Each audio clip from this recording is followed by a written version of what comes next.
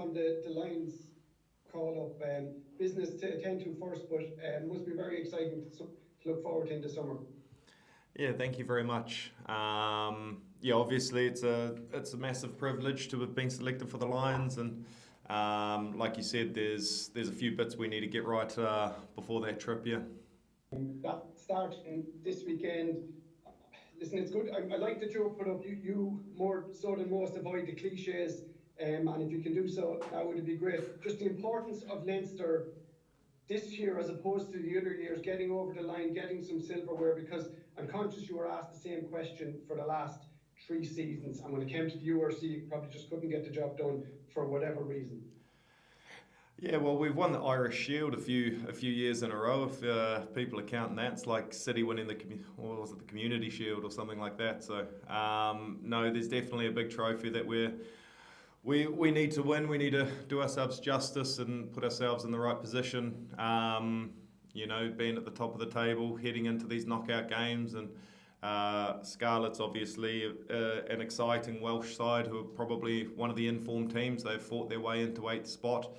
They've knocked over ourselves and the Bulls in that run up, and if you look across even just the back three, it's an international back three that we're coming up against, and a 10 who likes to pin corners. So it's an exciting game that I think we'll have on our hands. But sure, look, we're ready for the challenge. One of the other things a lot of Leinster players say, taking the learnings from the defeats and putting them into action. That's been said quite a lot over the last few years, and I'm just wondering what's the difference we'll see on the pitch. So will you treat the rest of these games like cup games, like it's 3-6-9 instead of kicking to the corner going for tries? Can we see an implementation of how Leinster will take their learnings from what happened up in against Ulster at the end of last season, not taking a kick against Northampton? Thanks for the reminder. Sure, look, it's man. I'm just out on the wing. Look, I would never question anyone who has that responsibility. But like you said, it's knockout rugby, and if we can accumulate scoreboard pressure going 3-6-9, I'm all about that. So look, those decisions are above my pay grade. If you looked at that spreadsheet that was doing the circulations, Jesus Christ, I'm underpaid and overworked at the moment. If you ask me, anyway. No, I know you're a senior player now. You've been on at the Lions. You don't get away that easy, James. Another thing, and I know you probably say it's not your department, but if a lot of the coaches say we trust the players to make the decisions on the field, up against Ulster, maybe the last year's Champions Cup final, this semi-final, maybe in the white heated battle, the captain's off, the crowd are on your back. Maybe it's something that should be left to the coaches to decide what to do. As we saw how effectively South Africa won their World Cups by just taking the orders from up above. Do you think that's something that Leinster can implement for the rest of the season? Yeah, I think we're bringing in that traffic light system that they. I wouldn't have a clue if we're bringing that in, but no, I look. I understand exactly the point that you're making there, and like I said earlier, 3-6-9, build a bit of scoreboard pressure. Keep teams away, keep it a 2-score game is definitely something. Especially if you get an early penalty, I don't see why you wouldn't take the 3 and reset, get a good exit off that, and go again from set piece. So. Look, I'll pass that on to the powers that be, but look, above my pay grade. But the old traffic light system would be a nice wee thing.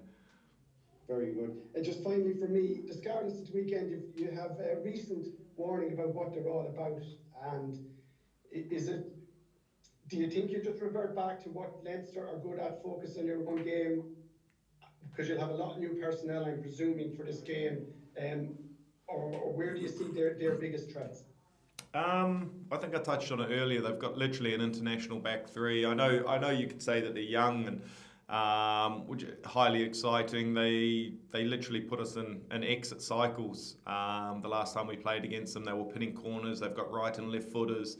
Their kicks on kicks. They've got two long, rangy wingers who are great in the air, attacking the ball. So I mean, it wouldn't surprise me if they reverted back to that, because they were able to beat us over there, playing that style of game. So it's up to us to make sure we get our stuff right, nullify all that they throw off us. They had a lot of kicks from sort of midfieldy as well, little attacking kicks. They scored off a crossfield kick as well, put us under a serious amount of pressure. So as a winger, there's a lot to wrap your head around going into a game like this. If we can do our best to nullify that, we've got a Jack Russell running around in our backfield as well. So hopefully he can put us in the right positions, and hopefully we can nullify that side of their game.